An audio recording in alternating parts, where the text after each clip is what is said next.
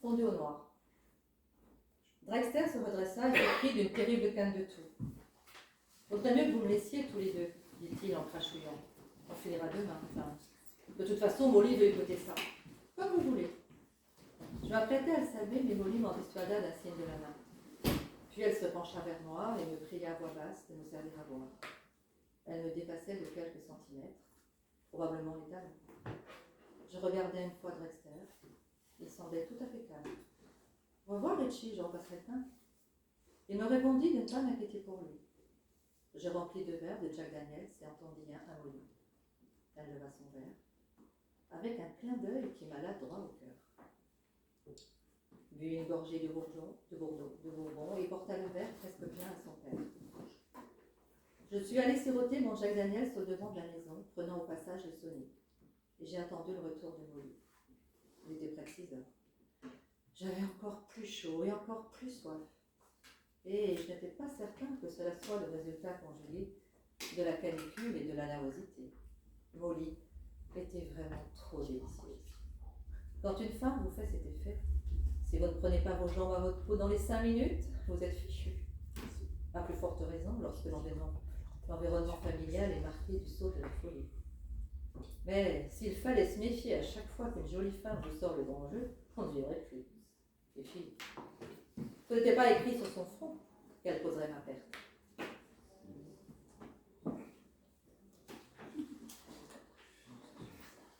Alors,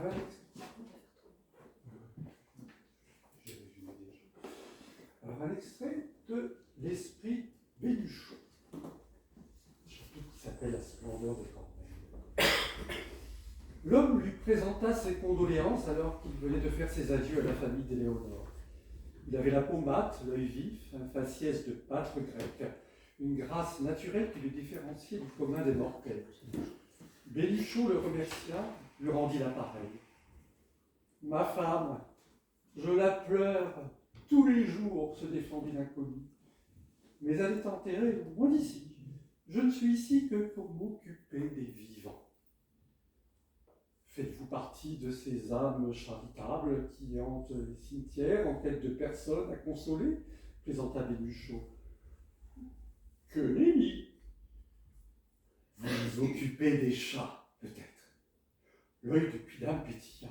« Vous avez tapé dans le mille, bravo. Comment avez-vous su ? » Je m'en suis douté dès que je vous ai vu. Vous avez un truc, vous. Télépathie ? Bénuchon se dit qu'il avait décidément affaire à un compère exceptionnel. Et pourquoi nourrissez-vous ces chats ? Éluda-t-il. J'avoue que vous m'étonnez, rétorqua l'homme avec un air goguenard. I feed them for 5 reasons, my dear. Je les nourris pour 5 raisons. Because I love cats. Parce que j'aime les chats. Parce que si je ne le fais pas, personne ne le fera. Parce que j'aime les corneilles qui sont la face cachée des chats. The dark side of the cats. Parce que je l'ai promis à ma femme. La 5e raison est, plus triviale. L'homme guettait une réaction de Bénuchon qui ne vint pas. Je le fais parce que ça emmerde Madame la conservateur du cimetière Montmartre qui me fait la guerre depuis que je nourris les chats de son cimetière.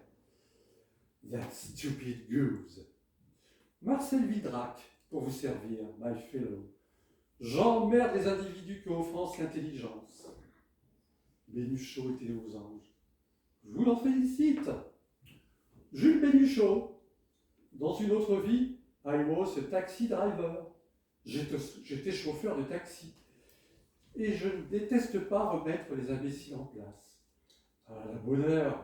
Your father was English too. Non, bafouilla Bénuchon. My father was a physician. L'homme se rembrumit. Je préférais qu'on change de sujet, car voyez-vous, moi j'aime bien les physiciens. Bigre, je les trouve trop arrogants, mais vous savez pourquoi ? Vous allez me le dire. Ils prétendent expliquer tout l'univers, mais que savent-ils ? Quelle preuve ont-ils ? L'intelligence. L'intelligence ne suffit pas, l'intelligence des équations, cette bonne blague. Bénuchot commençait à se demander dans quel puissant fond il était en train de glisser. L'idée que la nature est construite avec des équations me donne la chair de poule. Pauvre faune. But stop that conversation, please. Vous savez, on a tort de mésestimer les animaux. Ils nous surpassent dans bien des domaines, et ils ne cherchent pas à nous en mettre plein les mirettes. Si vous me passez l'expression, Bénichot soupira. Merveilleux cimetière. Merci. Voilà, alors c'était juste pour vous mettre un petit peu dans l'ambiance des ouvrages de Jean-Jacques Reboux, pour ceux notamment qui ne connaissent pas tellement. Et puis maintenant, on va laisser la place à nos auteurs et débatteurs pour nous parler de Jean-Jacques. Et peut-être revenir un petit peu sur le Jean-Jacques éditeur au début, François. J'attends le top départ. Top départ. Alors, Frédéric Prieux, dites-nous. Oh, Frédéric Prieux n'est pas là. Il devrait qu'il fasse le bonjour à tout le monde, il n'a pas pu le faire. Donc bonjour à tout le monde. Donc Jean-Jacques aurait dû avoir 65 ans, si je compte bien, ce 29 octobre 2023. Je crois qu'il aurait adoré. Alors, non pas avoir 65 ans, personne n'aime vraiment ça. Mais être au 013, Macron, 49.3, concert de casserole, ça je pense que ça l'aurait ravi. Déjà le confinement, ça lui avait beaucoup plu. Mais une maladie courte et rigolote, comme aurait dit des proches, j'en ai privé. Alors la Bilipo a décidé avec Isabelle Janssen de donner la parole à Jean-Jacques à travers ceux et celles, enfin surtout ceux, puisque là c'était la testéronée aujourd'hui, mais c'était beaucoup plus féminin la dernière fois, qui l'ont côtoyé, dont certains sont ici présents. Alors je remercie la Bilipo, mais je crois que ça va être fait après tout à l'heure, et Isabelle de nous avoir laissé cette parole. Et je vais donc essayer de modérer ce débat. Alors j'adore le mot modérer, je me suis remarqué. Je pense que c'est un terme qui permet d'éviter que les gens s'excitent avec le côté animation sans doute. Donc maintenant on modère. Bon. Toujours est-il que je suis présent avec, dans l'ordre de moi de ce que j'ai marqué, parce que c'est plus facile pour moi, comment ça m'oblige à sauter des lignes, avec Francis Misio, donc ici, cosmogonaute, glabre et écrivain, il s'expliquera, la santé par les plantes, au jour des guerres des lianes, pour toute sa carrière, Olivier Thiebaud, Toubou, piéton, lui barbu et écrivain, l'enfant de cœur, en quête d'un père, Jean-Hugues Oppel, motard, mais je viens d'apprendre qu'il avait troqué sa moto contre non pas une trottinette, mais un vélo électrique. Donc un mythe s'effondre sous vos yeux. Mais, un jour de roue et un moteur. Voilà, c'est vrai. Six-pack, Noir Diamant, par exemple. Et Antoine de Carverso, éditeur aussi glabre, mais protéiforme, et il en est, je crois, sa 4e ou 5e maison d'édition. 6e. Ah oui, on ne me dit pas tout. Et la plus connue dans le milieu, c'était Baleine pour nous. Mais aujourd'hui, je crois, et le bruit de ses talents éditeurs. On va essayer de faire tout pour que vous lisiez et que vous relisiez Jean-Jacques. Donc peut-être que la première question, c'est peut-être de vous demander à chacun, si vous voulez bien, de vous rappeler quand est-ce que vous avez croisé Jean-Jacques pour la première fois, peut-être en tant qu'auteur ou sans doute comme éditeur, et ça nous permettra de revenir sur ce thème. Donc battez-vous pour commencer. Moi, il me faisait porter ses livres, parce que c'était la première édition de Canaille, et donc il me faisait porter ses bouquins, parce qu'il n'avait pas de distributeur, et c'était avant Baleine, donc juste avant Baleine. Et quand on arrivait à Granville, mais Sylvie Rouge qui n'est pas là aujourd'hui, on aurait parlé, et il descendait du train et on lui disait « J'espère que tu vas être couvert parce qu'on ne t'aide pas à les porter au four ». Donc c'était une des premières rencontres avec Jean-Jacques. Francis, toi t'en as eu aussi. T'étais Sherpa, hein, c'est ça? T'étais Sherpa.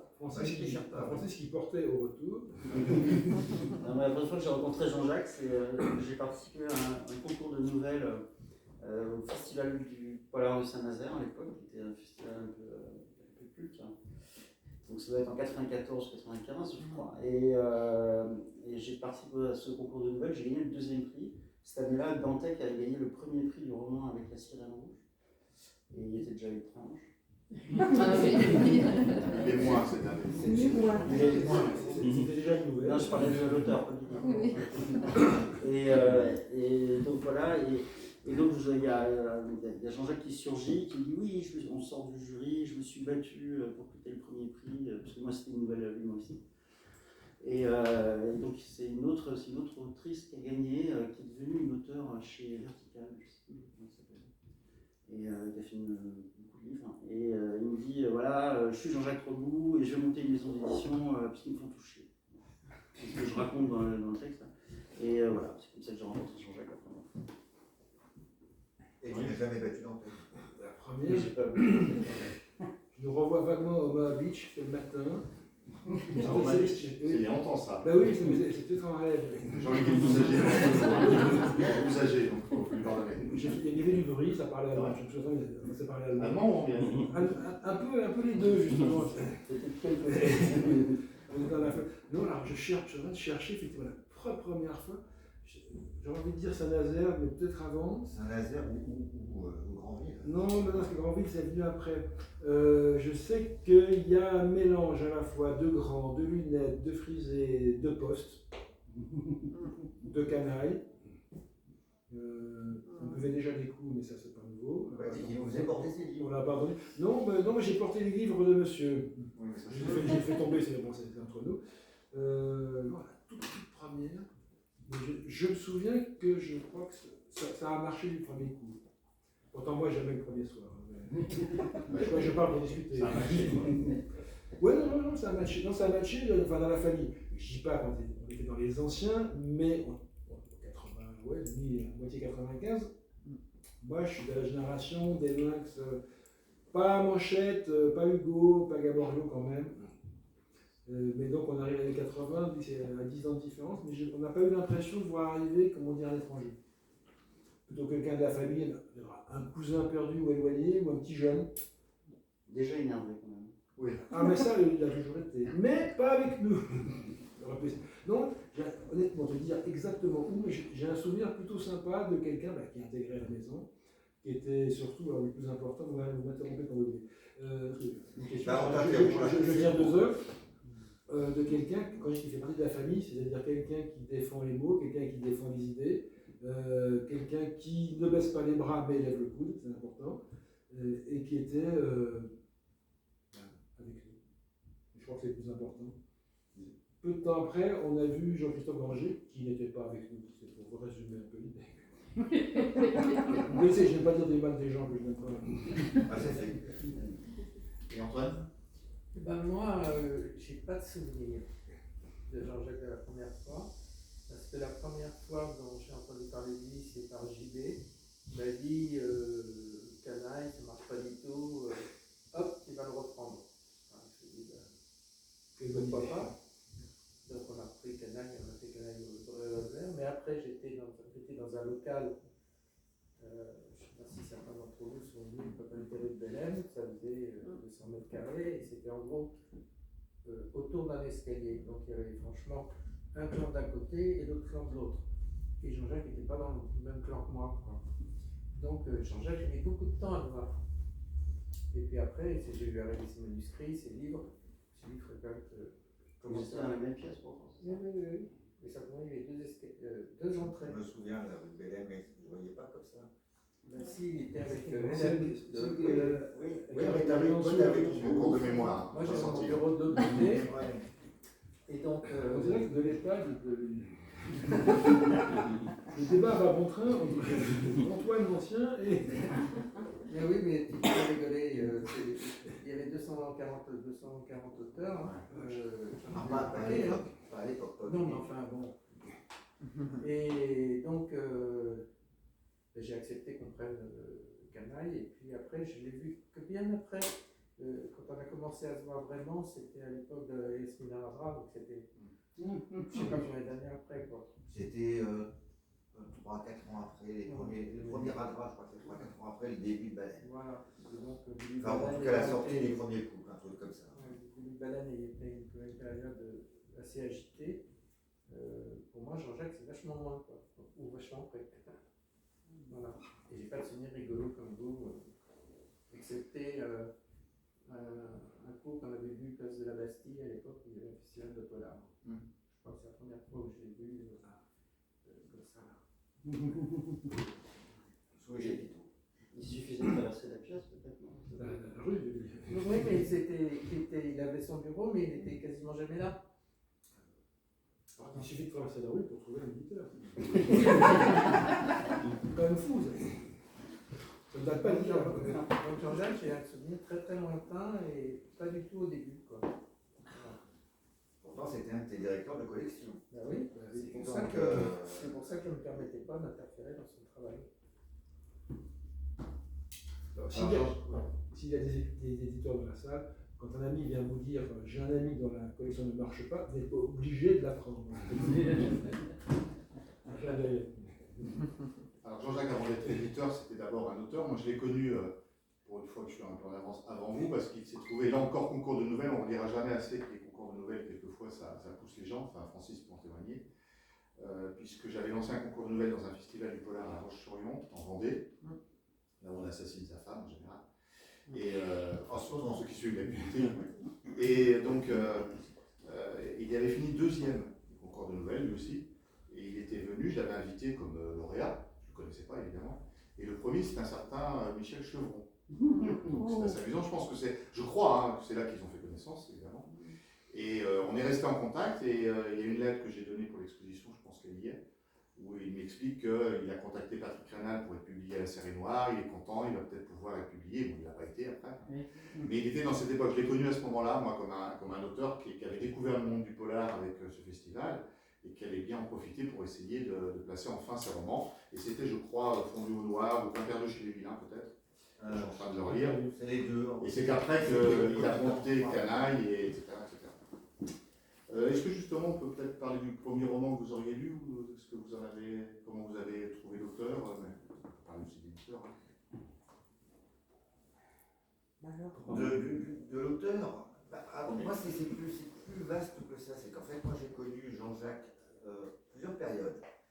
La première période, c'était Jean-Jacques Noir, Fondu au Noir, les Monsieur Smith, Empire Asper, etc.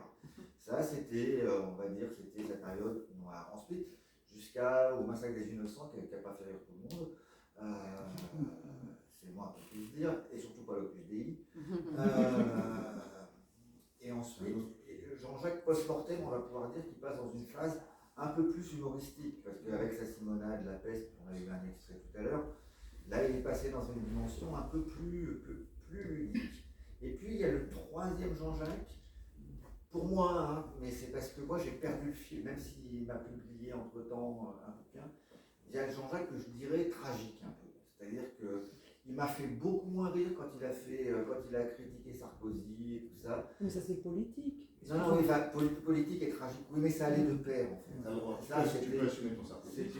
Non, mais c'est pas comme ça. C'est-à-dire qu'il y a eu un roman chez lui qui s'appelait Vladimir Molderoï, Ouais. qui était un roman cauchemardesque et obsessionnel. Voilà, et moi j'ai perdu un peu, c'était une bascule, et j'ai perdu un peu le fil avec Jean-Jacques, jusqu'à il y a eu une lecture tout à l'heure là. L'esprit Bénuchot. Bénuchot. Où là j'ai pas du tout suivi, quoi. Voilà, donc ça m'a. Et puis il y a eu entre-temps, il y a eu Moulard, qui m'a pas spécialement non plus fait rire. C'est bon, j'ai fait des des questions. Ah ouais, non, mais je résume en fait. Donc j'ai ça pour dire que j'ai préféré le Jean-Jacques des débuts. Les débuts. Voilà, plutôt que le Jean-Jacques ensuite et qui s'enferrait dans des choses. Il a quand même failli, parce que là on est entre Jean-Jacques auteur et Jean-Jacques éditeur, il a quand même failli couler, après la Lune, ça a été coulé par Jean-Jacques un peu auteur-éditeur, quoi, où il se publiait. Parce que le truc sur Sarkozy, Il a tiré à 3000. il a à 5000 je crois. 5000 et il a eu 4 5000 et il a eu tous les retours. Donc en gros ça a coulé l'édition. Voilà, donc et ça, à cette époque-là, moi je le voyais comme ami. Et avec donc, on a parlé de Michel Chevron, mais je pourrais parler de Pierre Filoche, qui étaient les deux auteurs, ces deux auteurs de tout départ avec Canaille.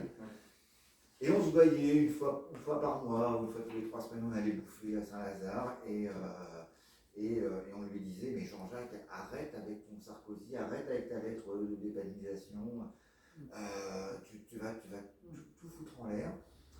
Mais Jean-Jacques était quand même quelqu'un de relativement têtu et il ne l'a pas spécialement écouté. J'aime ce relativement. Relativement. J'ai mis le relativement en oui. T'auras entendu les C'est vrai qu'il était entier. Moi, je crois qu'il y a un fil commun à tout ça. Quand tu lis Post-Mortem, c'est un mec qui se défoule sur tout ce qu'il a à dire par rapport à la Poste. Et après, on peut aimer ou pas Sarkozy, etc. Et c'est que la colère, c'était son moteur. C'était là où il trouvait son énergie. Et je pense qu'il l'auto-alimentait voire moi je l'ai soupçonné des fois de créer des situations pour être en colère, quoi, parce que c'est le type je connais peu d'auteurs qui sont autant engueulés avec leurs propres éditeurs ou avec des... Jamais avec moi. Jamais avec toi Ou Non, l'éditeur. personne s'engueule avec toi. Ou l'éditeur se fâchant avec ses auteurs. Oui, ouais. Bah, Mais, il s'est quand même pris une chaise sur la tronche. Hein, une oui, fois. oui, Oui, mais enfin, il faut connaître Une les chaise sur la circonstances. tronche, Oui, ça c'était pour Moulard. Non, mais si. Non, non, la chaise non, sur la non, non, tronche, non, c'est pas Moulin. c'était pour pour son Bénichou. dernier avec Bénichou. l'éditeur Le Mieux, oui. Ah oui, Alors c'était une chose que j'ai oublié. Mais, Non. Mais non, mais ce que je veux dire, c'est que c'était son moteur.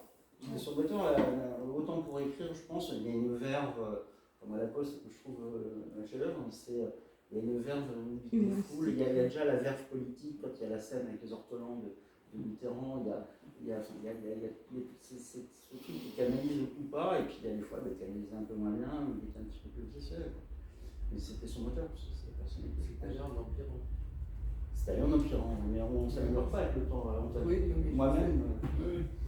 Oui, justement, moi je voudrais revenir sur la question qu'a posée François, parce que je trouve ça intéressant que chacun dise quel est le roman de Jean-Jacques qu'il préfère. Ça, je trouve ça intéressant de savoir. Toi, Moi, c'est Post-Mortem? Par exemple, moi, c'est Massacre des innocents, et c'est pour ça que ça me faisait rire, parce que ça m'a valu quand même toute la haine de mon village. À l'époque, j'étais dans un village.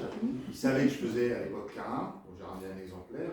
Il a fini par publier aussi, sans doute pour influencer, entre guillemets, Antoine à une époque. Bref. Et j'avais écrit un article et vous avez trouvé ça amusant de l'intituler Un beau chrétien est un chrétien mort. J'avais trouvé ça drôle, c'était la référence.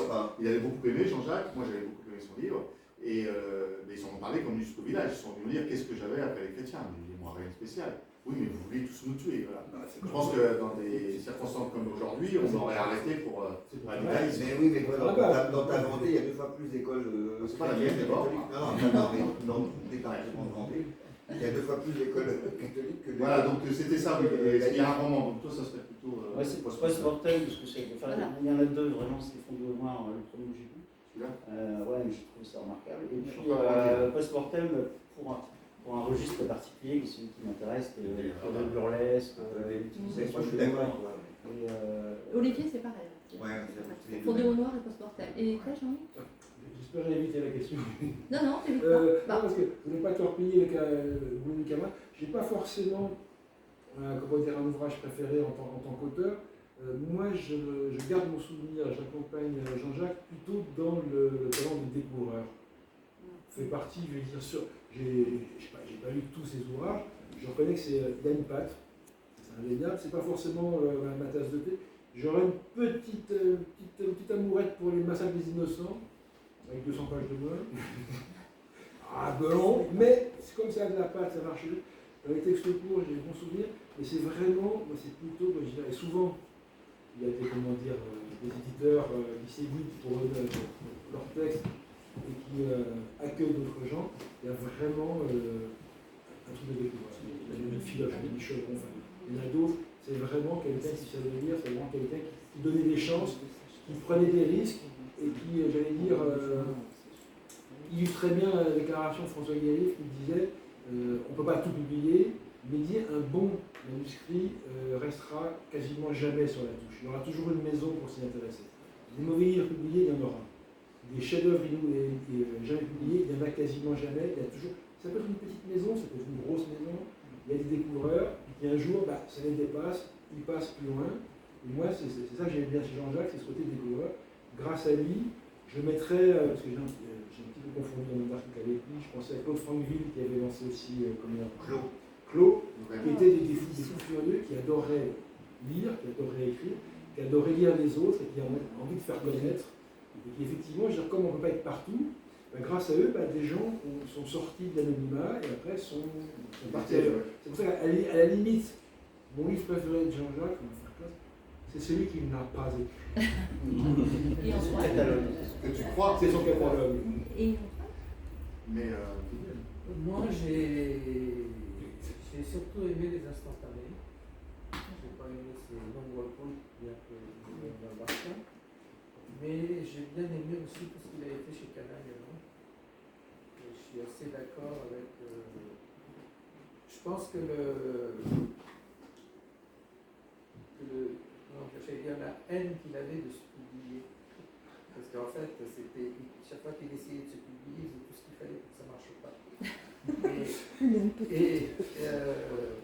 Et c'est ça qui l'a coulé. Je pense que être auteur et éditeur, c'est pas une bonne idée, quoi. Voilà. D'une manière générale. C'est pour ça que moi je me suis toujours, d'abord je sais pas écrire, donc ça simplifie les choses, mais je me suis toujours tenu en marge de tout ce que Jean-Jacques publiait sur lui-même, de lui-même. On a eu de nombreuses discussions, et j'ai jamais pris parti là-dessus, parce que je trouvais que c'était... c'est comme ça qu'on tombe dans des défauts, quoi. On tombe dans des puits, donc on arrive à en sortir. Ouais, après, l'histoire prouve, parce qu'il y a des bouquins de Jean-Jacques qui sont chez Folio Loin. Oui, voilà. L'histoire, le massacre des innocents. C'est post-mortem, mais Quand c'est tu des gens vois qui font les de mortels. L'histoire prouve que s'il n'avait pas. Moi je comprends aussi, il n'avait pas pris le taureau par les cornes, ces bouquins auraient peut-être jamais existé quand même si on dit que bon manuscrit, ce dont je doute, pour rester connu, voilà, aujourd'hui, bon, il est tiré en poche, en grand tirage. Tant mieux, quoi. S'il n'avait pas fait ça, peut-être que.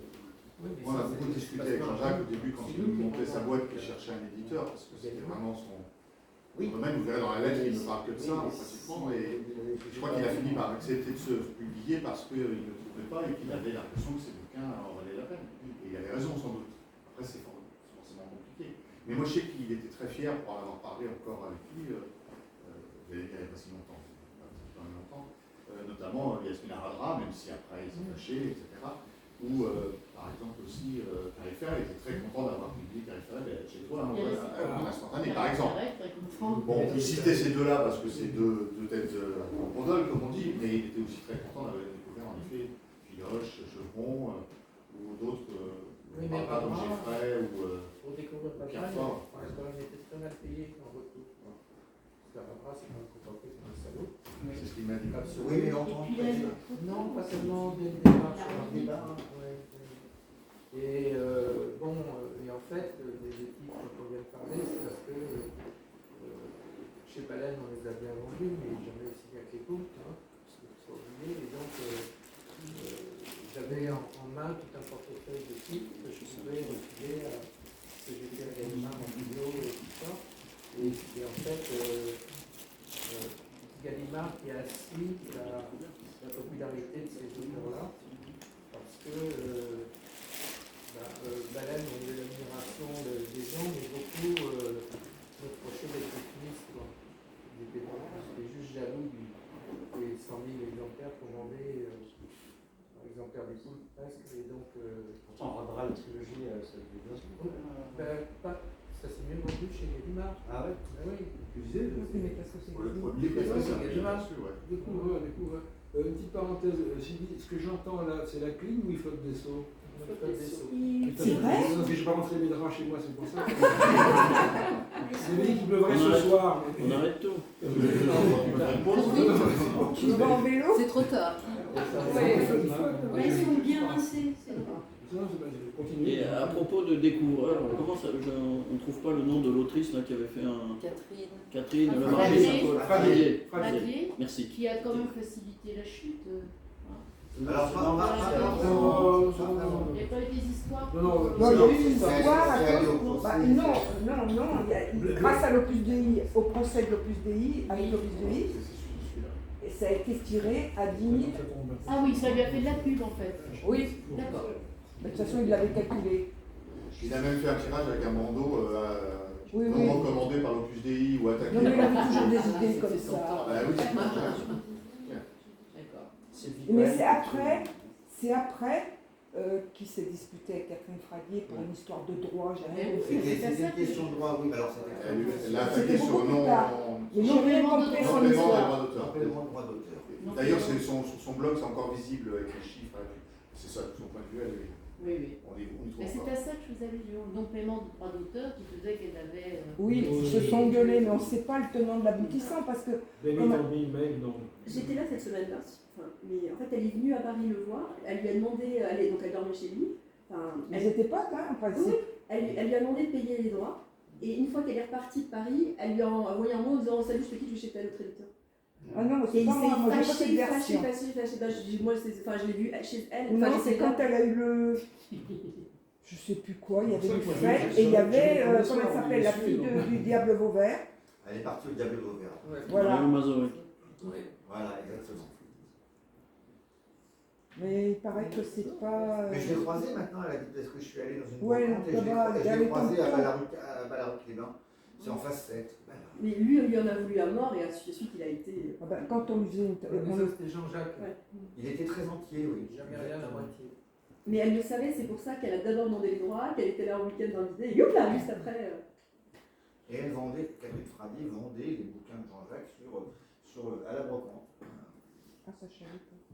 Et les tiens Il aussi, était tellement entier que dans moi, la dernière fois où je l'ai contacté, c'était pour l'interviewer dans ce que j'appelle mes âmes, mes zones à défendre sur mon blog, dont je parle comme ça un petit peu. Et il m'avait répondu et il voulait militer et il me disait qu'il avait commencé à écrire un livre dessus sur l'interdiction de l'expression pas de souci. Ah. Et donc ça c'était pas son dernier combat, mais en tout cas, il me dit, et c'est sérieux, hein, il m'a dit voilà. Donc c'était aussi Non, ça, mais il avait Jean-Jacques, aussi. c'est capable Enfin, de quand travailler sur l'esprit Bénuchot ou sur la saga des innocents enfermés, pas banquiers, mais aussi travailler sur une expression, etc. C'est pour ça qu'on l'aimait bien. Et on est content parce qu'on s'est pas beaucoup fâché avec lui. Enfin, moi pas trop. Pas beaucoup, pas du tout. Mais moi, je sais pas. On continue alors sur l'éditeur encore un peu, peut-être qu'on peut. Sur Baleine, c'est bon, on voulait dire autre chose. Il n'y a rien à dire, devant tout le monde sait tout, déjà. Et puis. Ah non, non, parce que moi j'ai fait il y a des moments où chez Baleine, c'était dans ton bureau au fond, là derrière, et il y a des moments où il y avait des piles de manuscrits, il y en avait 200, il m'a fait venir. On a défriché pendant une journée, on a défriché les manuscrits en disant qu'on fait un premier Christ, il y avait trop de manuscrits qui s'étaient accumulés. Jean-Jacques appelait ça l'écarissage. Oui, c'est ça, bah, voilà. Et en fait, on ouvrait chaque manuscrit à 2 ou 3 endroits différents, on lisait 10 lignes. Alors, le tas d'Hergé qui montait à une vitesse phénoménale et le tas d'acceptation. Le problème, c'est que tout le monde envoyait des poules, et pas beaucoup d'instantages au polar. Et puis a dit un jour à la radio qu'on publierait tout ce qu'on a, tout ce qu'on recevrait. Voilà. Alors quand j'ai entendu ça, quand JB est revenu, j'ai dit écoute, t'exagères. Mais je suis du là-bas. Et donc quand on a été repris par le seuil, j'ai donné au seuil, je me suis débarrassé au seuil des 450 manuscrits que je n'avais pas publiés. Avec les 450 contrats, déjà, ils ont fait la gueule. Ici, ah oui, Ils ont rien repris dedans. Tu m'étonnes. Non, il y en avait qui étaient épouvantables. Quand il a dit ça, tous les gens qui écrivaient sur l'extrême droite se sont rués dans le filon et on a publié quelques-uns qui étaient rigolos, mais les autres, c'était pas possible. C'était de la propagande, quoi. Et ça a très bien marché, le Baleine et tout ça, mais ça a quand même été extrêmement difficile. Extrêmement difficile, on s'est cassé la gueule de très haut, comme je l'ai dit la dernière fois à cause du diffuseur, mais c'était quand même une belle aventure. Une belle aventure humaine, moins financièrement. Non, financièrement, on a quand même. Dans la belle époque de Baleine, on vendait en limite à 900 exemplaires par jour. Combien? Entre 800 et 900 exemplaires par jour. Par jour. Oui, non, mais je l'ai dit, tu comprends. Pas 900 000, hein, pas à l'année, par jour. Et ça, c'est ces choses-là qui nous ont foutu dedans, parce que quand Armenia Mouni a vu que ça se vendait comme ça, et qu'on sortait, c'était à l'époque on sortait 6 baleines par mois. Voire plus, même. Non.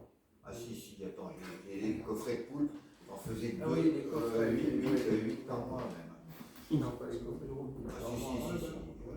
À Noël, un coffret de poule de Noël, les numéros 100 et quelques, il y en avait eu 8 ce mois-ci. Et du coup, ça ne devenait plus vraiment de la littérature populaire, parce que qui peut, un bouquin, un poulpe à, je sais pas, 6 € ou un truc comme ça, ok, ça passe. Mais 8 poulpes par mois, on n'est plus dans la littérature populaire, quoi. Et puis c'était en coffret, donc on était obligé d'acheter 4. Alors ça, c'était une idée de JB. Mais JB, il n'a jamais eu toujours que des bonnes idées. Oui. Et moi, je me souviens pas d'avoir sorti plusieurs coffrets en même temps, mais voilà, j'ai peut-être la mémoire qui défaille. Mais ceci étant dit, si Harmonia Mundi n'avait pas un jour fait rentrer tout ce qu'il y avait chez les libraires parce qu'il avait peur qu'on se casse la gueule, Baleine aurait continué tranquillement encore de nombreuses années. Alors, sans quitter trop Baleine, mais en recentrant un peu sur Jean-Jacques, parce que c'est pas Jean-Jacques qui maîtrisait en rien les sorties des poulpes, hein, c'était plutôt JB, entre parenthèses.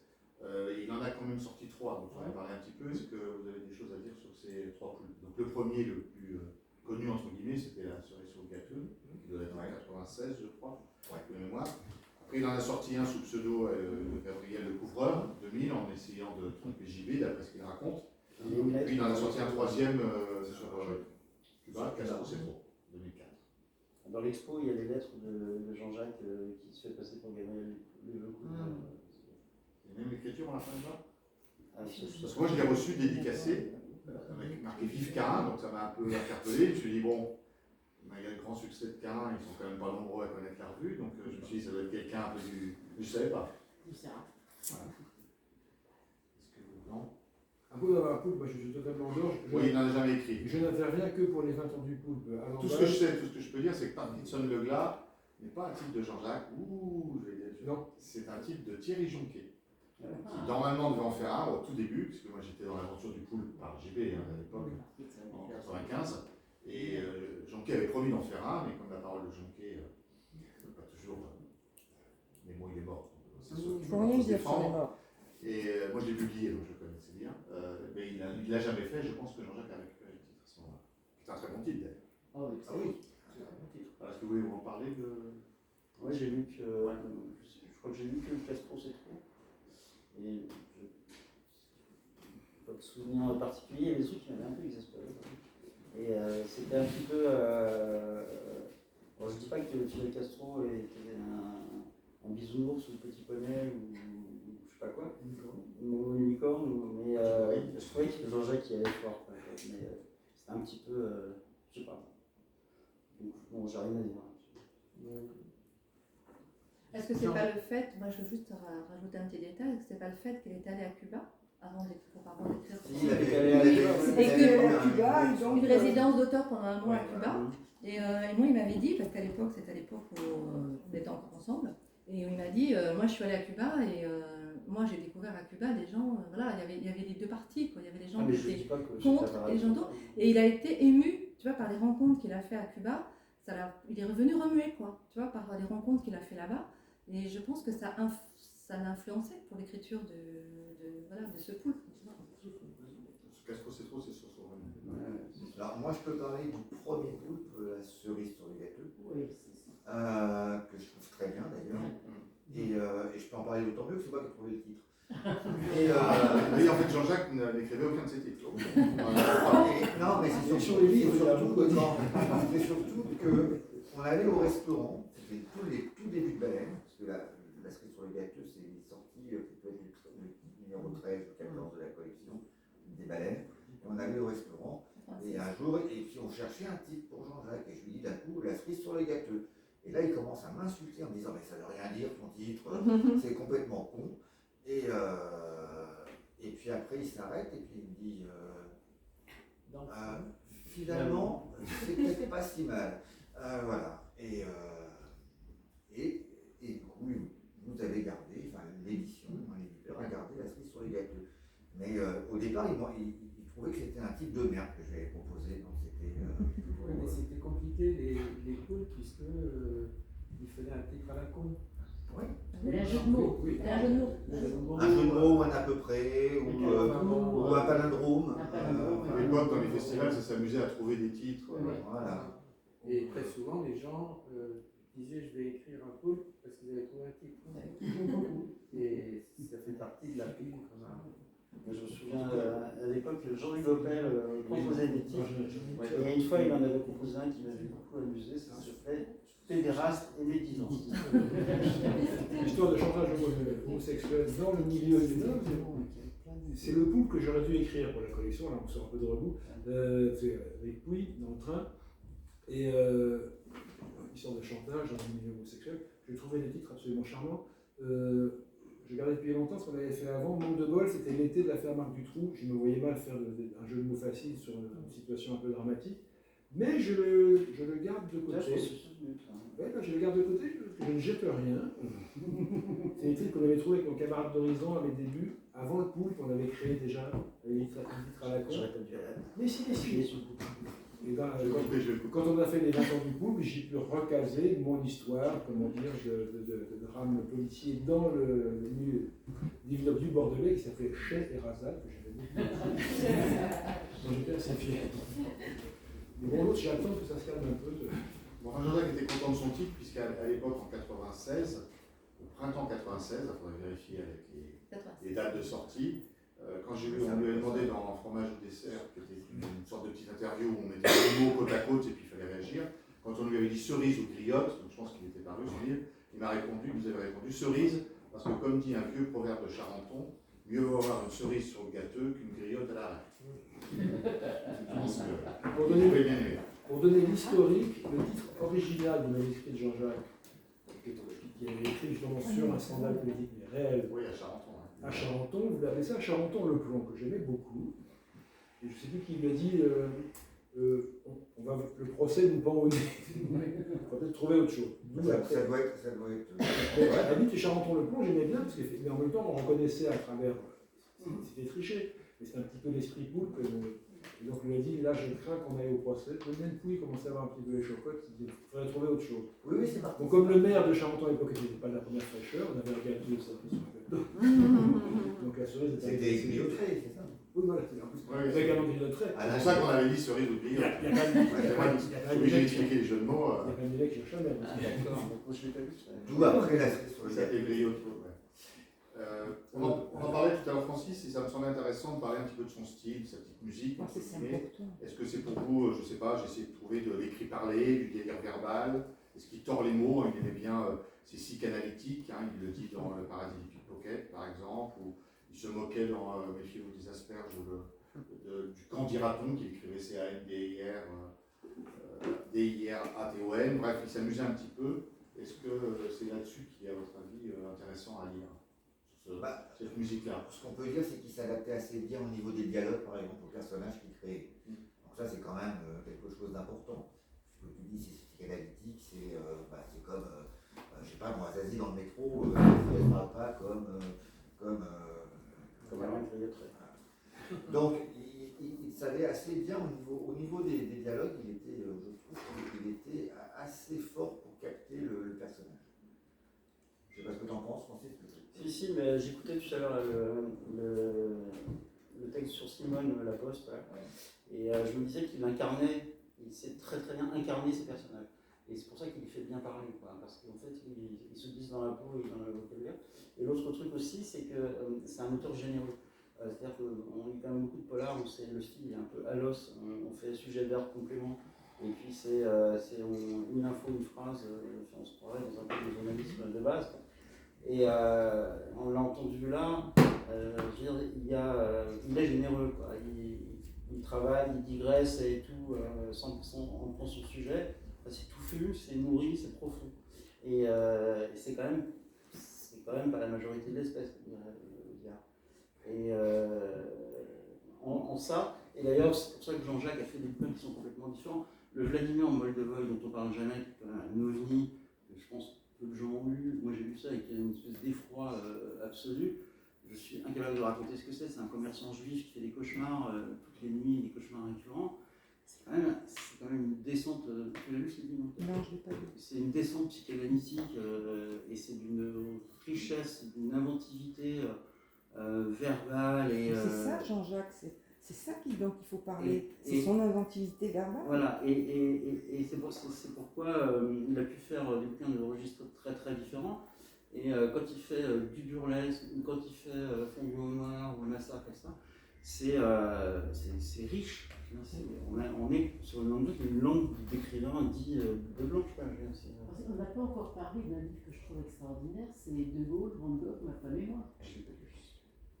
Non, mais surtout des cauchemars, parce que les gens qui sont enterrés vivants, c'est un fantasme. Moi, j'ai bien fait, Bon, oui, chez moi. Je l'ai engueulé pour ça, je l'ai dit, non, c'est pas. Il m'avait conseillé ce livre-là dans une fois, il dit, ah, tu devrais prendre celui-là. Bon, et puis je l'ai relu récemment, après. Et c'est formidable. Et justement, la façon de faire parler les personnages, non, ce bouquin, c'est effectivement très cinématographique. Et les dialogues, enfin la personnalité des personnages sort de leur façon de parler, quoi. Il n'y a pas de description psychologique, c'est en situation, c'est du behaviorisme d'une certaine façon. Mais pas sec, comme tu disais, c'est pas la phrase américaine rapide, là.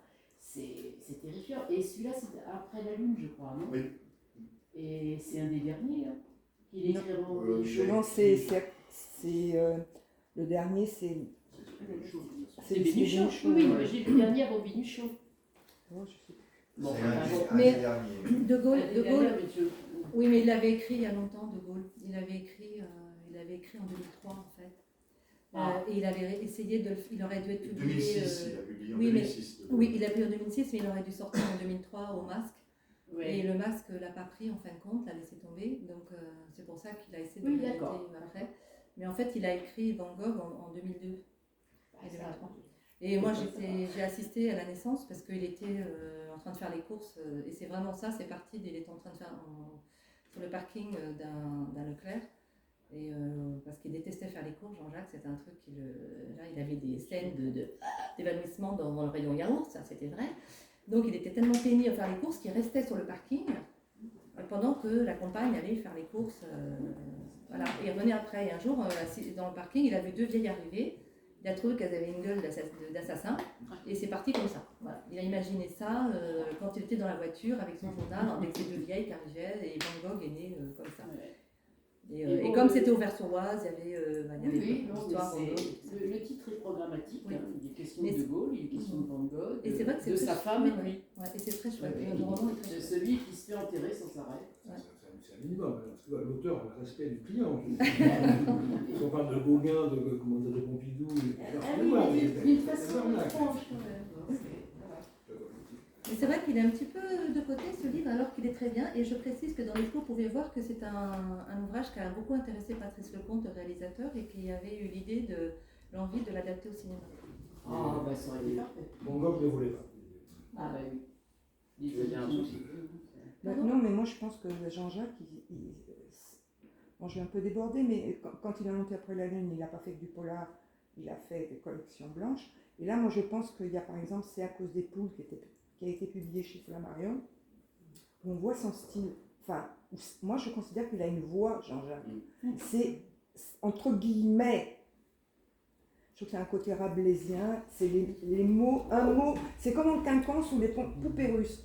Je ne sais pas comment il écrivait. Il avait une facilité de plume, hein, il aurait fallu couper par moment. Mais on a l'impression qu'un mot en enchaîne un autre, etc. C'est très riche, très varié. Et il le dit dans C'est à cause des poules que le narrateur, mais c'est quand même Jean-Jacques, il adore les mots. Il s'amuse à sortir des tas de trucs. Je crois que c'est ça, Jean-Jacques. Plus que... il n'a pas vraiment des intrigues, que ce soit dans le polar ou... c'est son style qui amène l'histoire. Et donc, c'est quand même très important. Donc, il n'a pas eu de chance, à mon avis, parce que... oui, il n'a pas eu de chance, il n'a pas été reconnu à ce qu'il aurait dû être. Ça, c'est mon point de vue. Comme tu dis, le style qui amène l'histoire, c'est parce qu'en fait, c'est des personnages qui sont très nourris, quoi. Et parce qu'ils sont incarnés. Et en fait, voilà. Un roman, on s'en fout d'un truc de l'histoire. Bah oui, en principe. Sauf dans le polar, a priori. Mais un roman, pour moi, c'est un personnage qui va d'un point A à un point B, d'un état A à un état B. Et entre-temps, on partage cette histoire-là. Et c'est vrai dans le polar. Je veux dire que chez Ken Bruen, qui va avec l'alcool, ou chez Jean-Jacques, qui est à la poste. Enfin, donc c'est parce que ce que tu dis, c'est son style, c'est sa manière stylistique de faire vivre ces personnages. Moi, je suis convaincu que c'est ça. Et donc après, du coup, l'intrigue, elle devient finalement secondaire. Mais c'est ça qui fait Jean-Jacques, enfin l'auteur Jean-Jacques. C'est pas aussi parce que ces personnages C'est une voix. sont souvent issus du quotidien et que ce quotidien dérape toujours un petit peu. Et qu'on est assez proche d'eux et qu'on imagine que ça pourrait déraper chez nous, ou chez les voisins, ou chez les collègues. Et quand tu parles de voix, il y a aussi des trucs récurrents chez Jean-Jacques. Il y a quand même un côté vintage. C'est-à-dire que Oui, c'est vrai. un goût pour les années 50 à 70. Oui, oui. Tu vois, avec des objets, avec des personnages, avec des références, avec des Bah, trucs comme ça. bleu noir. Et c'est du coup ce style se reconnaît, quoi. Cette voix se reconnaît. Mais oui, mais c'est très important pour un écrivain. C'est comme ça, quand on ouvre une page d'un auteur, on dit « Ah, c'est lui ». Ben, je trouve que c'est bien dommage que ça n'en est pas sorti mieux. Et tu disais, il adorait les mots. Il ne faut pas oublier qu'il a commencé par faire de la poésie. Oui, Or, il être faisait de la poète, la poésie. poésie au départ, c'est quelqu'un qui est en effet très sensible aux mots, à la musique des mots et tout. Il a quand même édité la revue Fort à Bras. Et il définissait au départ un petit peu comme un côté poète. Mais moi, je trouve qu'il y a un petit côté poète qui se dégage parfois de ses écrits. Ouais, les poules. Notamment, oui. Ouais, Donc, la l'amour maîtresse des en mots, maillot de oui. bain, une espèce de nostalgie, Oui. enfin, toutes ces choses. Ouais. Ben, c'était un enfant aussi. Hein? C'était un enfant. Oui, c'est ça. Ouais. Oui, il a un côté gamin. Mais son amour des mots, il était là. Après, on n'a pas parlé de Jean-Jacques Danquin, par exemple. Oui, alors j'avais une question là-dessus. Arrête. Ah, mais vous Toi, tu voyez, n'écoutes pas lui, tu l'écoutes. Je te l'ai montré. même ce qu'il dit mes questions à l'avance. Vous avez dit de ne pas me mettre à côté de moi. Donc oui, ce que je veux dire, c'est qu'il a travaillé à la revue Carin, ou comme Olivier, comme Francis, Jean-Luc, et on voit aussi tout ce qu'il nous a publié, sous le pseudonyme de Johnny Boxer. Donc il en a fait, j'ai relu, il en a fait plus de 15, je crois. Je ne pensais pas qu'il en avait trop. Il est arrivé au route de 15. Ouais, parce qu'il disait round 1, round 2. Et il cognait quand même assez sévère. Hein, c'est quelqu'un qui était rangé quand il écrivait, il éditait ou quand il parlait, mais quand il aimait ou il n'aimait pas, il le disait vraiment franchement. Il a quand même descendu à une époque, si vous avez vu comme quelques inimitiés, Dantec, Elroy, ou Alias, la collection Alias, c'est dessus, j'ai dû la lire. Alias était. Et ils se sont mangés quelques nions. Alors toi, tu voulais en parler, tu m'avais dit. Non, mais c'est juste qu'il a été particulièrement violent avec Alias, qui était en plus des auteurs qui étaient publiés par Antoine à l'époque, mais c'était une autre collection, Alias. En fait, Alias, je ne sais pas si vous avez connu cette collection. C'était, en gros, c'était une série où une sorte d'Arsène Lupin, mais totalement déglingué et qui était facho et pour faire court. Hein. Ouais, alors, il faut dire aussi que c'était, comment il s'appelle le traducteur Quadrupanie. C'est Quadrupanie qui a édité ça. Enfin, moi je me suis engueulé, mais avec une violence. Voilà. J'ai eu une fois 4 heures au téléphone avec Quadrupanie, on a parlé de ça. Parce qu'à l'époque j'étais à Libé et il avait été comme Alias, c'était une espèce de hacker aussi à l'époque, au tout début. Donc je devais faire un papier sur Alias et donc j'appelle Quadrupanie et quand même je dis qu'on est en train d'exterminer les rebeux aux éclombés dans les centres, dans les cités. Je dis bon ok, la provoque, tout ça, ça y va un peu fort. Et là Quadrupanie est parti en vrille. J'ai une lettre de Quadrupanie, on s'est engueulé, une violence. J'ai une lettre de Quadrupanie qui doit être dans mes paplards à la maison où il se compare à Jean Genet, je sais pas qui, où on pouvait le censurer et tout ça. Alors que c'était quand même super trash quoi. Et surtout celui qui a été fait par le numéro 2, qui a un pseudo, mais on n'a jamais su qui c'était, Morora. Parce que pour avoir comme Morora comme pseudo, il faut le faire. Et dedans, dans 668, le journaliste il donne des extraits de Morora, c'est pas piqué d'un ton. Voilà. Et Jean-Jacques avait totalement descendu la série Alias. Pour revenir à Quadrupanie était un des créateurs du poulpe avec JB. Oui, c'est vrai, c'est un numéro. On a évalué vite fait, parce que sans ça, c'était la guerre dès le premier numéro. il y a eu le poulpe qui a vieilli tôt. Ouais. Il y a eu une exfiltration rapide. Ouais. Mais Alias, c'était pour essayer de concurrencer le poulpe. Mais c'était absolument illisible et abject. Et tu vois, dans la liste des boxeurs, moi je partage intégralement toutes les causes de Jean-Jacques. Ça faisait aussi partie de pourquoi je lisais beaucoup. Anti-Alias, anti-Elroy, Dantec, oui. Dantec depuis le début, j'ai jamais senti ce mot. Et les énervements de Jean-Jacques avec le recul, moi je pense que c'est soit littéraire ou politique. Tout à capacité d'écoute, de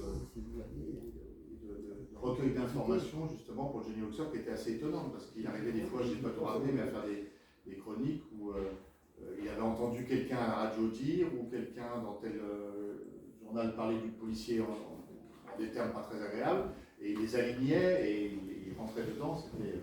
Lire Johnny Boxer, c'était toujours un plaisir en se disant, moi j'espère qu'on va pas avoir trop d'ennuis parce que c'est toujours. Il n'y allait jamais à moitié. Quoi. Non. Jean-Jacques, en fait, il avait besoin de se battre. C'était la base de tout. Même dans son histoire de la Poste, il s'est passé des gilets, je sais pas combien de temps il est passé, 1 an, 2 ans, 3 ans. À la Poste, c'était horrifié. Quoi. Et en fait, c'est un tueur. Quoi. Avec une grande tendresse. Oui, ils étaient très bienveillants. C'est un type qui ne supporte pas les choses comme quoi. C'est plutôt. On en aurait besoin quand on est trop peu. Sur les choses codes, moi j'ai vu s'énerver un festival, à Mauves-sur-Loire, Ah oui. une fois. Et en gros, il y avait les libraires et les libraires nous disent on va vous mettre un livre sur la table. Un livre sur la table. Et Jean-Jacques, il dit comment ça on met un livre? Et les gens regardent le livre, ils vont l'acheter à la caisse et après ils reviennent vous le faire signer. Ce qui n'est pas très malin, mais en fait les libraires voulaient éviter la fouche en gros. Et Jean-Jacques là, est rentré dans une rage folle, mais quand je dis de rage, on a été obligé de le calmer.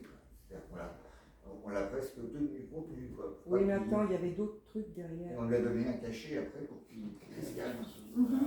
C'était un Mauves-sur-Loire en je ne sais pas quelle année, mais il est rentré vraiment dans une rage, mais hallucinante. Ah ouais, là c'était une date. Voilà, et donc il était comme ça, totalement entier. Et sur le fond, il avait raison, mais alors sur la forme, il n'avait pas vraiment raison. Il aurait démonté les libraires. Il n'était pas diplomate.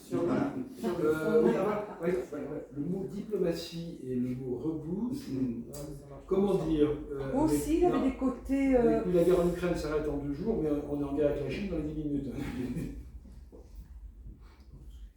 Non, je dis que par moment, il avait un côté filou aussi.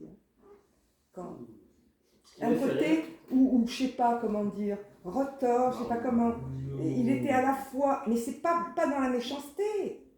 Mais quand il voulait obtenir quelque chose, il prenait des circonvolutions et pas toujours, il se mettait à crier ou à faire ses grandes colères. Non. Moi, je l'ai vu faire, pas qu'avec moi, quand il voulait tortiller et obtenir quelque chose. Ou alors c'est avec moi qu'il se comportait comme ça. Il tournait en tous les sens, il faisait des sentiers pour essayer d'obtenir ce qu'il voulait. Toi en tant qu'auteur, enfin moi il s'est jamais comporté comme ça avec moi, mais toi en tant qu'auteur tu parles là. Et lui en tant qu'éditeur, pas en tant qu'auteur. Oui, mais moi je l'ai vu avec d'autres essayer d'obtenir quelque chose et tout d'un coup je me disais tiens, il a un petit côté filou.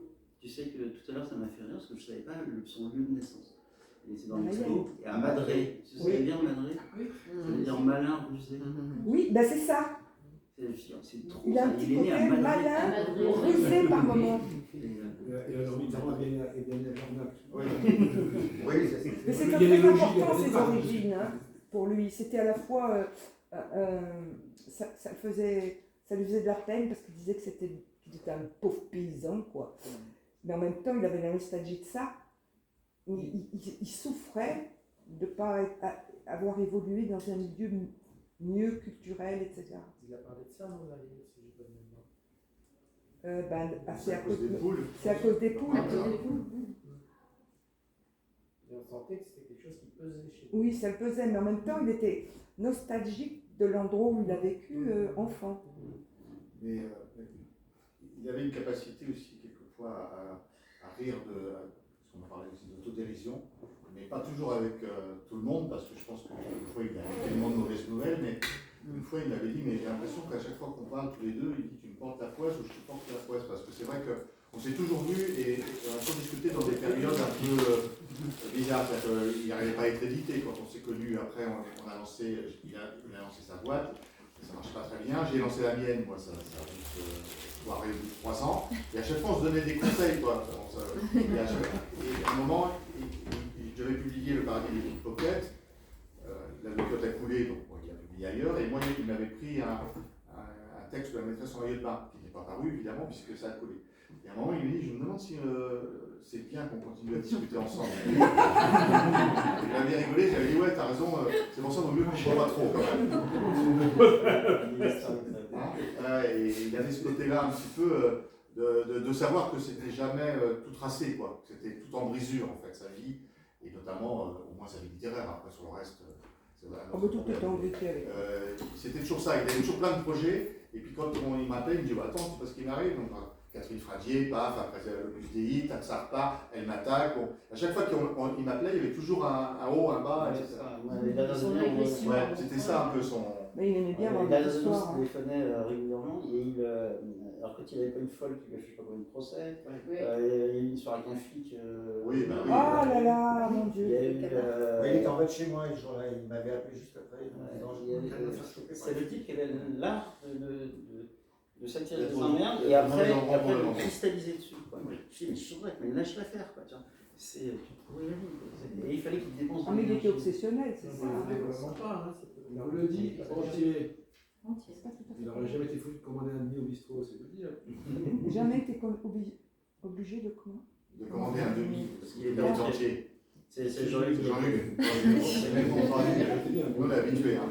Nous, on connaît. J'ai entendu. Il avait effectivement ce petit défaut. Non, mais c'était son moteur. Tu t'écris pas un bouquin de 400 pages ah oui, sur la poste, c'était pas comme ça. C'est pas possible. On parlait de Denis, j'ai une urgence postale. La nature a ses exigences. Il faut y aller, Non, mais ouais, parce que je parlais de nature. Ouais, c'était sa nature à Jean-Jacques. Tu écris pas un bouquin de 400 pages obsessionnel. C'est quand même mâché, remâché, avec talent, avec brio et tout ça. Et je pense pas, dans une entreprise comme ça, c'était pas un ruminant. Quoi. L'intérêt, c'est qu'il avait quand même une patte qui permettait, enfin moi c'était mon cas, qui permettait aux critiques de vite, assez facilement faire une critique, parce qu'il suffisait de rentrer dans le moule qu'il allait développer. Ouais. Je me rappelle Simona, la peste, tout ça, c'était tellement facile, on prenait 2-3 formules, 2-3 expressions, et on pouvait faire un papier dans son style à lui. Il avait quand même aussi cette capacité d'inventer une façon d'être ou de parler, et il suffisait qu'on rentre dans le moule, et ça marchait très très bien, quoi. C'était vraiment ça. Alors j'avais prévu d'autres questions, mais je ne sais pas si ça va vous plaire. Il y avait quand même de parler un petit peu, j'essaie de balayer le bonhomme, hein, il y avait du boulot. Hein. Il y avait l'aventure Moulard, est-ce que vous voulez en parler un petit peu? Donc elle a commencé en 2000, il en a publié 6 je crois. Peut-être que le dernier était sur 2001. Il a quand même été assez éreinté, j'ai essayé de retrouver des critiques, c'était pas très gentil, entre guillemets, Libé, Matricule des Anges même, pour aller du plus connu au moins connu. Et moi je viens de dire, ouais, par exemple, pourquoi j'ai pas voulu faire de Moulard. Ça rejoint exactement ce dont on vient de parler. C'est-à-dire que Moulard, c'était un jour, je ne sais pas ce qui s'est passé, je me souviens, on était aussi à la Bastille. Jean-Jacques arrive et il faut faire des moulards, et moulards. Et il me parlait plus que de ça tous les jours, tout le temps, pendant 6 mois, 1 an, je sais plus. Enfin, c'était un truc de fou avec son personnage, et on était plus au courant en permanence, en temps réel, sur la moindre modification à la Bible de Moulard. Et il a versé dans une période comme ça, complètement obsessionnelle, qui était une période aussi où tout le monde lançait des personnages récurrents dans la lignée du pôle. Il y avait le Furet, il y avait Alias, il y avait Moulard. C'était la mode, excuse-moi aussi, entre guillemets, du feuilleton, un auteur, un livre. Ouais, mais ça, c'est Balabi qui avait lancé ça. Oui, c'était la foule. Et moi, j'ai pas voulu en faire un. Qui a fait aussi Général qui a fait une série comme ça. Ah oui, le breton, machin. Ah oui, mais il y a eu Furet aussi par Pavlov aussi pour les jeunes. Il y en a eu plein qui ont démarré à cette époque-là. Et c'est-à-dire que le monde éditorial est assez panurgique en général quand même.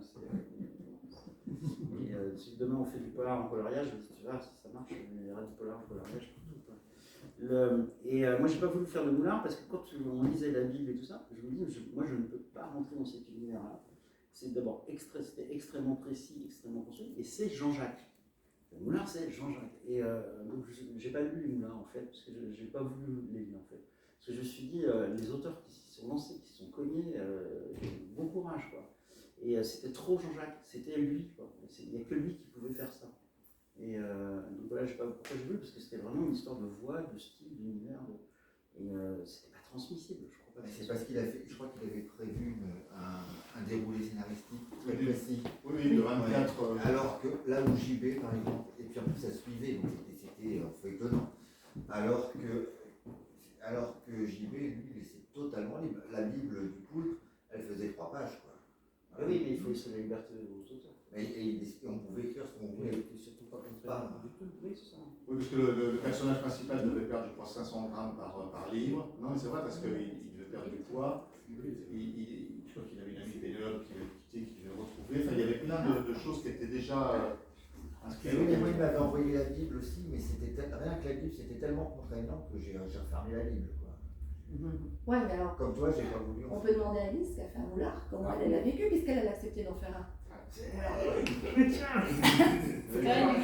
Non, en fait, moi, il venait de me prendre les frigos en de vide, et du coup, il me dit, ah, c'est dommage, t'as le dossier pour faire un moulard, mais j'ai déjà mes 28 auteurs. Bon. Puis après, il revient me dire, en fait, j'en ai peut-être pas, il va lâcher.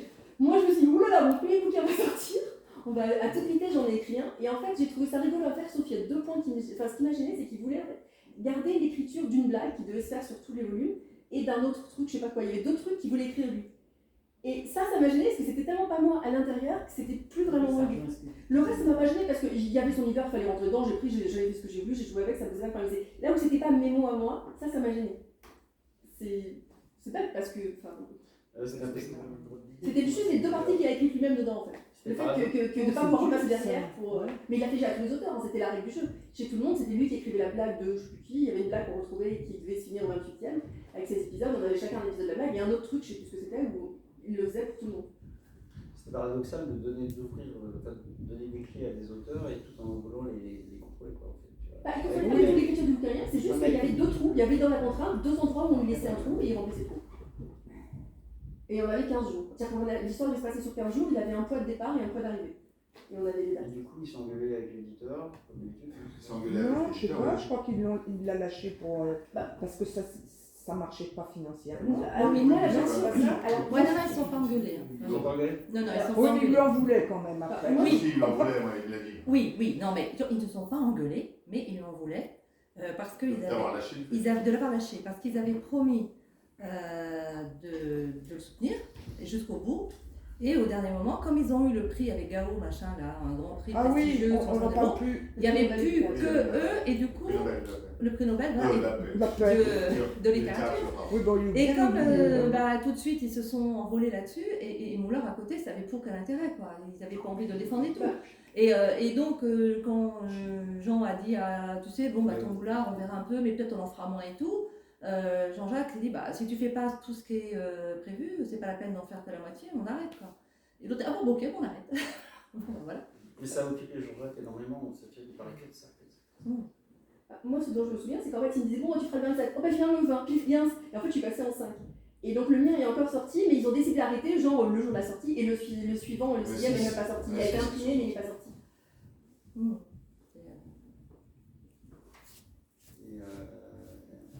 C'était un personnage énorme, un peu à la.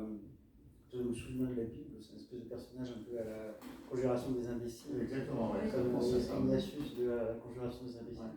Une espèce de personnage énorme.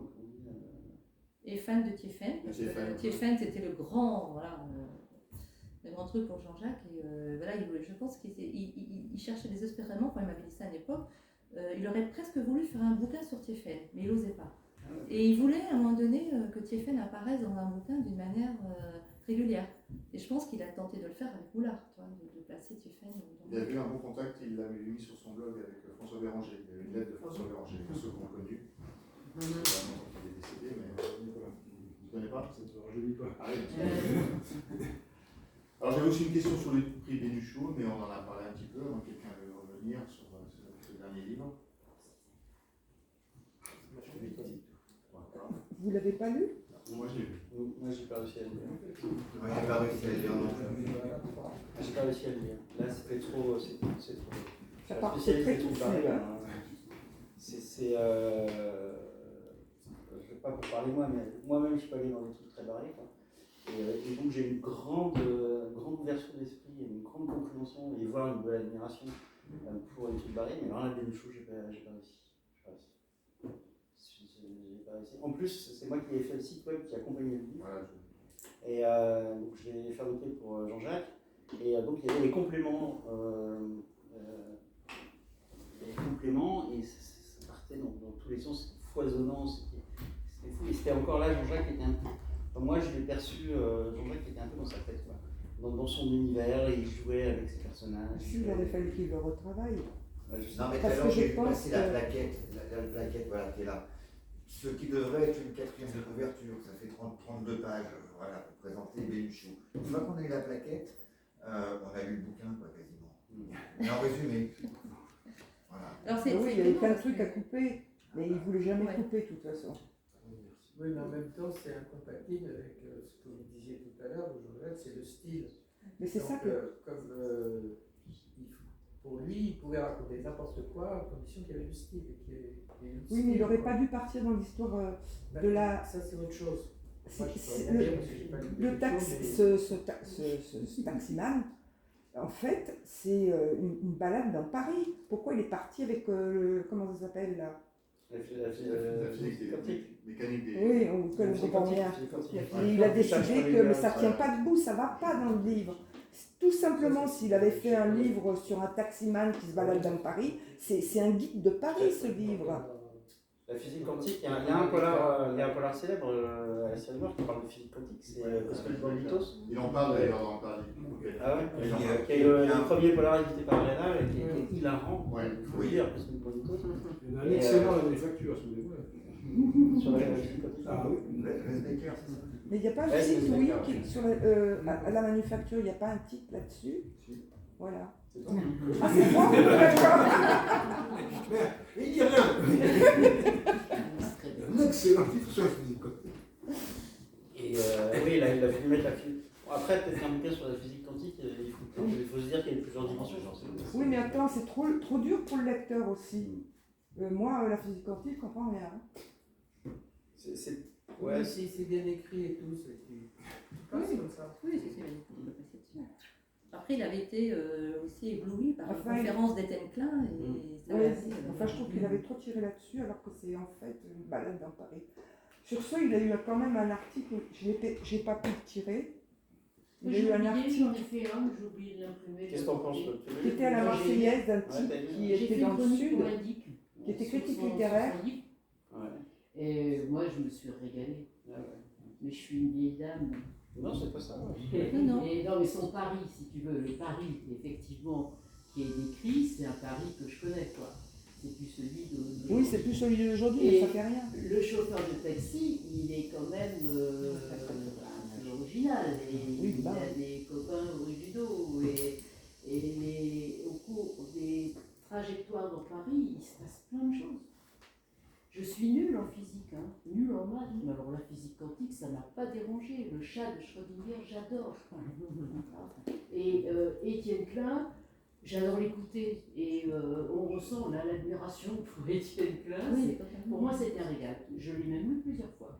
C'est vrai. Ouais. C'est vrai qu'on peut être que je le relise. Mais Oui, mais Et la clinique que je ferai, parce qu'en plus, bon, la première édition a été tragique, quoi.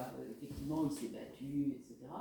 Et quand il a voulu relancer la revente, ben, je me souviens d'un festival à Mauve, où alors je ne sais plus quel était l'auteur qui avait été chargé de faire comme vous, d'apporter les livres. Hein. Il est venu avec, tu devais être là à Mauve cette année-là, il est venu avec des kilos de l'esprit Bénichou, enveloppé d'une couverture qui est celle de la plaquette là. Mais qui est moche, t'as rien. C'est plutôt dissuasif, c'est un dessin, là, je sais pas, il y a un truc de gamin, quoi, les amoureux de, je sais plus comment ça s'appelait, de Pinel, ça n'a rien à voir avec le style original du bouquin, c'était une collection blanche avec un bandeau, pourquoi pas. Et ça a été une tragédie parce qu'il y a mis tellement de lui.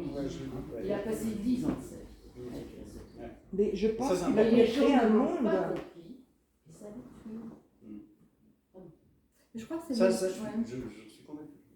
Il était triste, moi. Alors, Ouais. moi j'ai pas, mais si vous voulez La dernière interview regarder qu'il avait accordée, moi, ça se ressent. Il parle que de ça.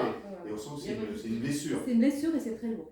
Et les seules choses qui prouvent que c'est une blessure, c'est le fait qu'il arrive à éditer 32 pages en effet pour essayer de le vendre. Moi, il m'en a envoyé 10. Je lui ai dit, mais qu'est-ce que tu veux que j'en fasse, Jean-Jacques? Bah oui, moi, Moi, je suis prof en collège, je veux dire, une fois que j'en aurais placé à un ou deux qui soient intéressés, et beaucoup de profs forcément qui sont forcément intéressés par la lecture, quoi qu'on en pense, voilà, je ne pouvais pas faire mieux. Et la deuxième chose, c'est qu'il n'arrêtait pas de me dire, JB a quand même dit que c'était ma fille mode d'emploi. Enfin, oui, mais il a eu une comme ça, il en était très fier, c'est normal. JB disait déjà, c'était Non, mais il a aussi Mais une il très en a belle souffert. critique dans la Marseillaise. Oui, Je l'ai perdu, j'ai pas pu la tirer, je l'ai oublié. je l'avais vu, Mais ouais, il était dans la magnifique. licence. Il disait que le type disait qu'il avait créé un monde, quoi. Ouais, Mais c'est ouais. vrai.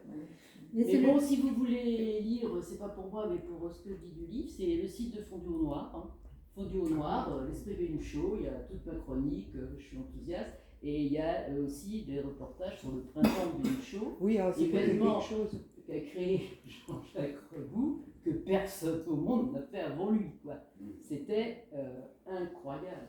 Et c'est Et fait encore il un a coup. eu des obstacles également incroyables. Il s'est fait traverser, il s'est fait plein de trucs. Ah bon, c'était dans la légende du personnage, mais c'était la réalité. Quoi. C'est un type.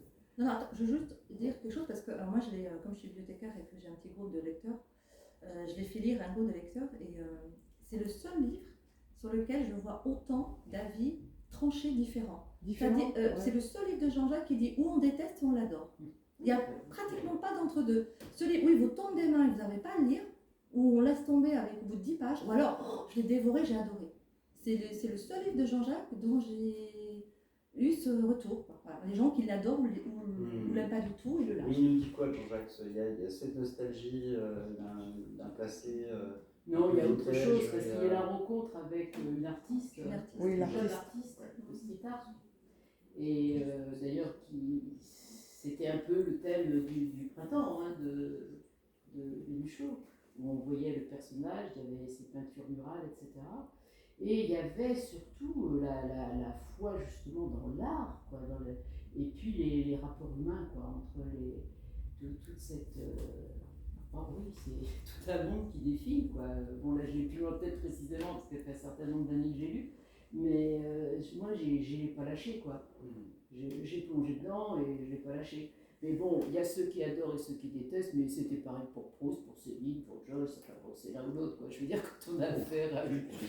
Voilà. Bah, justement, le critique il avait dit que c'était célinien. Joyce, Proust et le troisième. C'est Jean Merde. Mais ceux qui Il y aiment, a qui avoir détestent. Jean Bruce à dire, non, excusez-moi, là. Non, alors, Respect. on pourrait peut-être dire San Antonio. Ah, quand même, d'accord, un petit peu. Ou SAS. T'es pour ou t'es contre, quoi.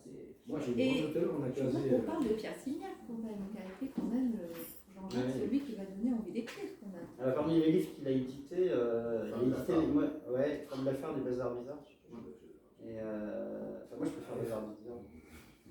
Femme d'affaires, je trouve que c'est les bazars bizarres. Ah non, Femme de la Part, c'est génial. Ah, merci. Femme de la Farde, il a été réédité par Henri Page après. Oui, mais enfin, il a d'abord été moi, édité je par, suis chez Fayard, je crois. Oui. C'est le même. Chez Fayard, et c'était dans les années 75 ou 80, je sais pas, début, dans ces eaux-là. Et moi, je l'ai en version Fayard. Mais c'est un chef-d'œuvre, Femme d'affaires. C'est du labor menu. Parce que c'est comme Signac qui a donné envie à Jean-Jacques de se lancer dans la littérature. Pour lui, c'était un grand écrivain, c'est important. Ainsi que son livre préféré, c'était Louis Guillot, Le Pas Noir. Oui, ça, Ah oui, Oui. Que moi, j'ai pas réussi à lire. Mais c'est en ça que tu vois que ça m'étonne pas, c'est en ça qu'il a une écriture qui est nourrie. Quoi, tu vois. C'est pas une écriture, il a pas lu que les c'est pas écriteurs, les minimaliste. jardiniers, quoi. Ouais. Il a une écriture de classique. Ouais, c'est vrai. On va clôturer, alors j'avais une dernière question. Juste simple. Mais justement, regarde, quelle est la réponse à la question que tu aurais aimé que je te pose?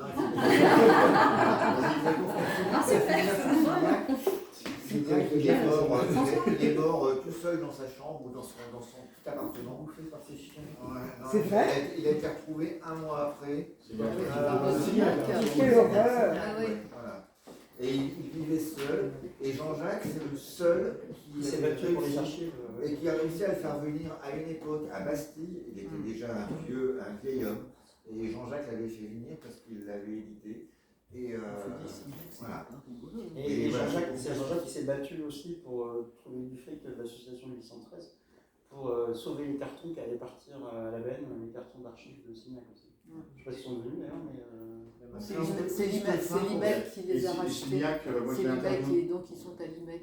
Parce que nous, à la ville de Paris, on nous a immédiatement prévenu que tout partait chez un brocanteur et il fallait avoir un carnet de chèques à dessiner. On était dans la capacité de le faire. Et c'est la première fois que son nom m'échappe là, le patron de l'IMEC a sorti son carnet de chèques. Sinon, il travaillait essentiellement avec des dons d'éditeurs et là, il a acheté le fonds Signac.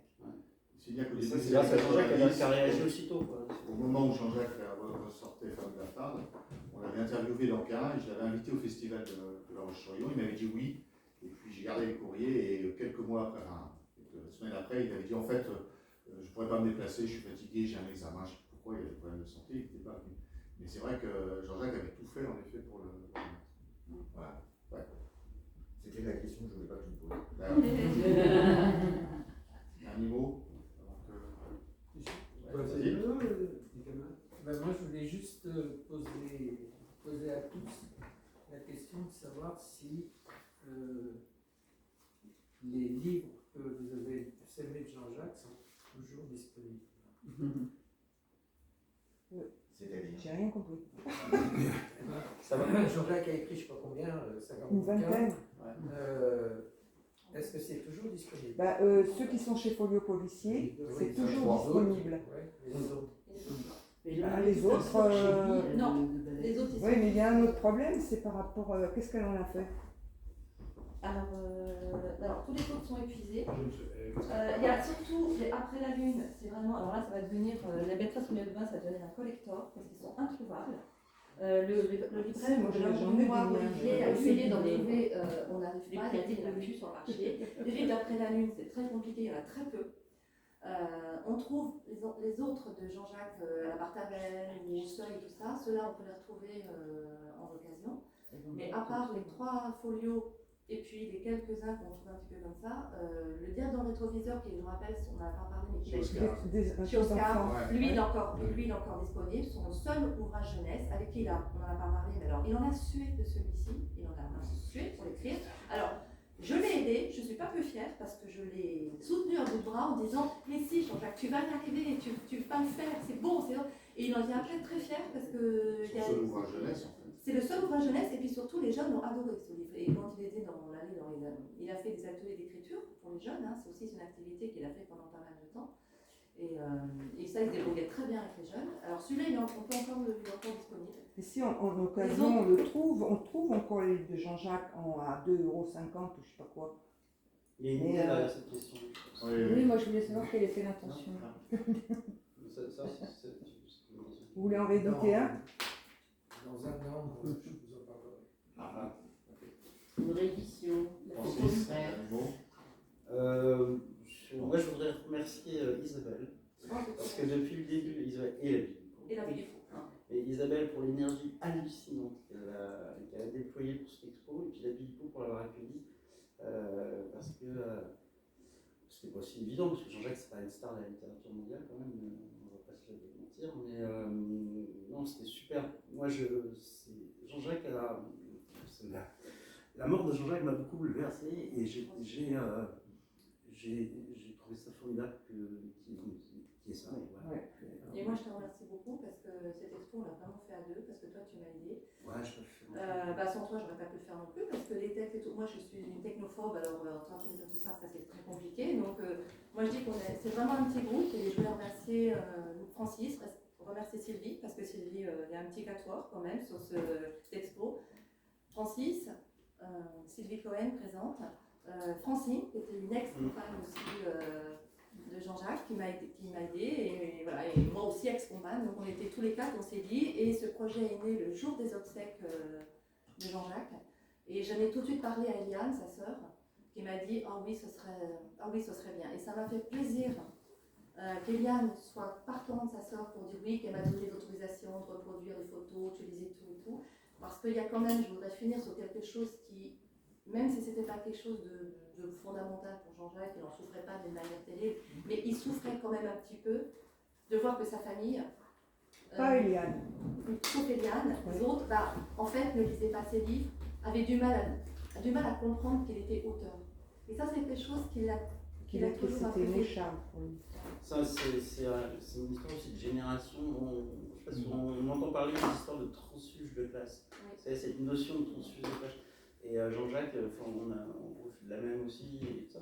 On a, sur nos origines populaires, on a ce problème de plus être de la classe d'origine et de pas être, ou de pas d'avoir fait une incursion, de se dire non, j'y suis pas. Mais on est dans un entre-deux. Qui peut, chez certains, Oui, tout à fait. Il avait un peu ça, et après, il avait surtout là. Il était déçu que ses frères et sœurs. c'est ce dont parle Annie Ernaux. Voilà, soient pas. Oh, ne parle pas d'Annie Ernaux, je vais prendre ma prise. Il y a une autre Elles sont Et Jean-Luc Perpétuis. Et François aussi. Juste, Sylvie, vous avez rentré mes draps. J'ai cru comprendre que les oreilles qui traînent, on est dans la dernière exposition en ces lieux, si j'ai bien compris. Une page 20 en Pour l'instant. c'est pas impossible. On est dans un lieu mythique. Non, pour se rappeler, on peut discuter. Moi, je me souviens, je me rappelle très bien un mot, je me suis glissé derrière lui, à 2 doigts, ça m'a pété, on va pas le retenir. Après, on n'aime pas ce qui est écrit ou pas les mots. Moi, je pense qu'il faut surtout s'en souvenir. Je dirais s'en souvenir. Moi, j'ai envie de m'en souvenir pour un découvreur qui fait partie de ces éditeurs complètement cinglés qui deviennent fous sur des textes, qui prennent des coups de cœur, qui... Il y a un livre qui est allé partout, qui a atterri chez eux, et tout d'un coup se battent pour le faire exister. Ils en vendront, ils n'en vendront pas, ils y croient. C'est un petit peu les souvenirs que je viens de retirer. Et c'est vraiment un découvreur qui l'a fait passer. Après, il écrit, vous n'avez pas, c'est autre chose. Mais je crois que ça, c'est le plus important. Oui. Et je vais citer mon voisin, parce que c'est très important. En tant qu'auteur, François Brault a dit un auteur qui est mort est un auteur qu'on ne lit pas, qu'on ne lit plus. Donc, continuer à rendre, notre camarade immortel, et quelques autres. Et c'est le plus important. Souvenons-nous de ça. C'est toujours les meilleurs qui s'en vont. Sur l'énergie. Donc je vous donne rendez-vous dans 15 ans pour mon hommage à moi. Je compte sur vous pour rigoler un petit peu. On racontera comment tu étais bavard. Ah ouais. Non, mais c'était important parce que Je me rappelle une fois, on n'arrivait pas à l'arrêter. C'était l'hommage à Jean-Jacques, je crois. Je rappelle toujours 2 choses importantes, comme on dit toujours régulièrement. 1, la chair est joyeuse. Dieu merci, nous n'avons pas lu tous les livres. Et pour terminer, c'est une tradition. C'est demain dimanche, à Valparaiso, c'est la pharmacie Gomez qui est bien. Et François, peut-être tu peux rajouter. Mais c'était mon dernier mot. Non, la question qu'on t'aurait posée à pris. toi. La question qu'on t'aurait posée à toi, quand tu aurais dû répondre, c'est quoi? Ça en fait le malin. Allez. Non, mais ça, c'est une question qu'on a commencé à poser à quelqu'un il y a 30 ans, donc je la ressors à chaque fois, c'est pratique. Ça donne la parole aux autres. Non, mais moi, Jean-Jacques, c'est un inconnu qui arrive un jour à La Roche-sur-Yon, espèce de grand éco-griffe qui a l'air tout timide et qui va évidemment se révéler bien moins timide que ça. Et puis, comme je l'ai dit le jour de son décès, que j'ai écrit, on n'était pas amis, entre guillemets, mais on se connaissait et on savait qu'on existait. Voilà. C'est pas parce que c'était lui et c'était moi, loin de là, mais je l'appelais, c'était qu'on reprenait la conversation où on l'avait eue 2 ans auparavant. Quand je l'ai recontacté la dernière fois pour les salles, il m'a répondu comme si c'était ça, il m'en a rendu une question, il en a rajouté une réponse. Et puis voilà, puis après on ne s'est pas reparlé, puis j'ai appris évidemment l'été, donc ça m'a fait aussi drôle. Parce que c'est un bout de notre histoire commune. Là, vous voyez quelques-uns, là, mais on a quand même perdu quelques-uns aussi, on en perd de plus en plus. Ouais. Voilà. C'est à ça On que est obligé de prendre des mouchoirs. Ouais, Merci beaucoup.